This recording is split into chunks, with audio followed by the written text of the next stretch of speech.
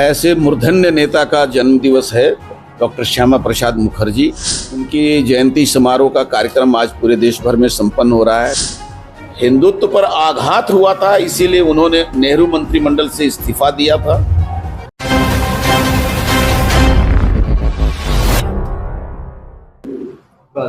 आज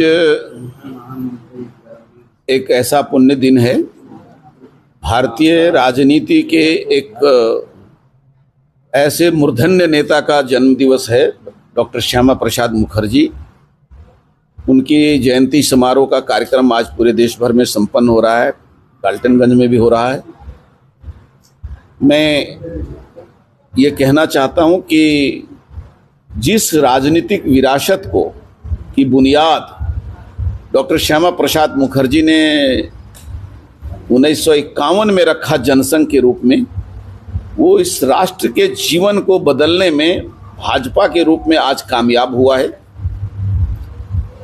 उसी विरासत में अटल बिहारी वाजपेयी और नरेंद्र मोदी जैसे सपूत भारत के राष्ट्र जीवन को, यहाँ के स्वाभिमान को और विकास को एक ऐसी गति देने में सफल हुए जो आज दुनिया में फिर से भारत गौरवान्वित हुआ है, भारत का मान बढ़ा है।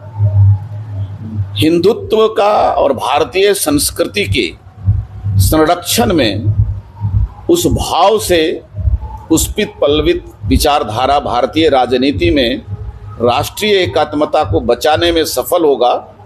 यह बात डॉक्टर श्यामा प्रसाद मुखर्जी ने जनसंघ के स्थापना के साथ शुरू किया था। हिंदुत्व पर आघात हुआ था, इसीलिए उन्होंने नेहरू मंत्रिमंडल से इस्तीफा दिया था। आज हमें इस बात का गर्व है कि उनके सपनों का हिंदुस्तान बनाने में भारतीय जनता पार्टी के कार्यकर्ता सफल हुए हैं।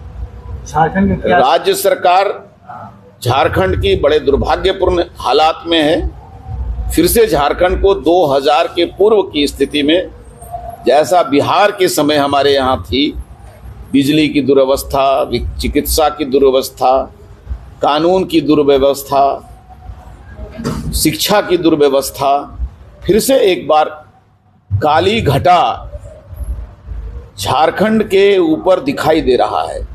जेएमएम, कांग्रेस और आरजेडी मिलकर फिर से झारखंड के भविष्य को अंधकार में ढकेला है। आज झारखंड में जो भी विकास का काम दिख रहा है वो भारत सरकार के द्वारा किया जाने वाला काम है, चाहे वो सड़क का काम हो, 4 लेन का काम हो। दुर्भाग्य है कि आयुष्मान स्वास्थ्य योजना जैसी लोकप्रिय और जरूरतमंद लोगों की सबसे जरूरी योजना वो झारखंड में मर गई। उसको सब जगह बंद कर दिया गया है, भुगतान नहीं हो रहा है। जन वितरण प्रणाली भी आयुष्मान योजना की तरह घोटाले का और भ्रष्टाचार का शिकार न हो जाए, इसकी चिंता करनी है, अन्यथा गरीबों के चूल्हे पर प्रभाव पड़ेगा। कुल मिलाकर के आज झारखंड को बचाने के लिए सक्रिय होने की जरूरत है। अटल जी, आडवाणी जी के सपनों का झारखंड आज बेहोशी की हालत में है। उसको बचाने के लिए भाजपा के लोग संघर्ष के रास्ते पर उतर पड़े हैं। आने वाले दिनों में हम इस दायित्व को और बेहतर ढंग से निर्वाह करेंगे।